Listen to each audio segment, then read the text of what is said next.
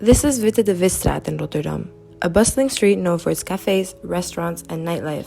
But do the people here know the story behind the man after whom this street is named? Are you a tourist or do you live here? I live here. Do you know the history of Witte de Wit? I know that this was the place where you could go out. It was not that fun, but this street was already a little bit of a party, so... But like about the man Witte de Wit? Oh, no. No. I don't know. Okay. Anything. I actually live here. In summer it would be around 2 years living in Rotterdam. I come to Witte de Wit at least like 3 times a week, I would say. Do you know the history of Witte de Wit? Actually, no, I don't know much. It's basically known to be like this art street in a way, like this kunstavond and kunst this and that. But do you know about like Witte de Wit the man, the historical figure? I know of the guy, but I don't know much about him then. It's surprising that many people here are unaware of Witte de Wit's story, but let's shed some light on this historical figure. Witte Corneliszoon de Wit was a Dutch naval officer and explorer who lived in the 17th century.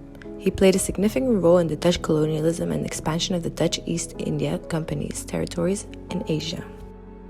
As a VOC commander, Witte de Wit was involved in several military expeditions to the East Indies, including present-day Indonesia, where the Dutch were establishing their dominance over the native people and expanding their trade interests. In 1623, Witte de Wit led a naval expedition to the Spice Islands, where he defeated the local Portuguese forces and secured the VOC's control over the lucrative spice trade. However, the Dutch colonization of the Spice Islands came at a heavy cost for the native people, who were forced to work in harsh conditions and suffered under Dutch rule. In 1625, now that he became a captain, he led an attack in the Maluku Islands of the coast of Indonesia, burning 9,000 clove trees belonging to inhabitants to increase the cost of the commodity.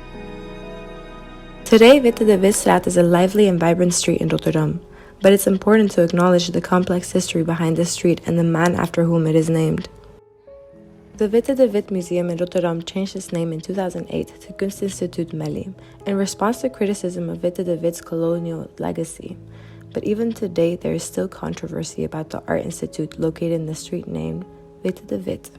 Some people have suggested that the street should also be renamed to reflect a more inclusive and diverse city. However, others argue that the street's name is part of Rotterdam's history and should be preserved.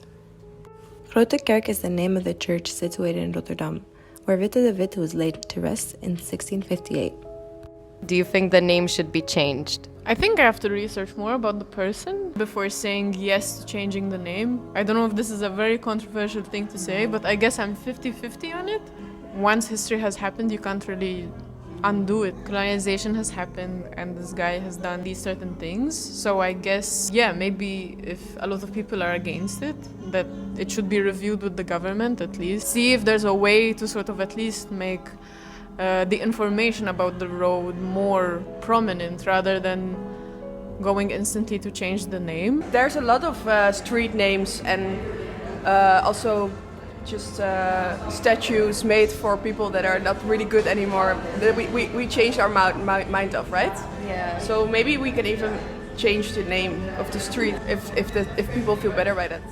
The debate over the name of Witte de Visstraat is complex, but it's important to have these conversations and acknowledge the difficult history behind it.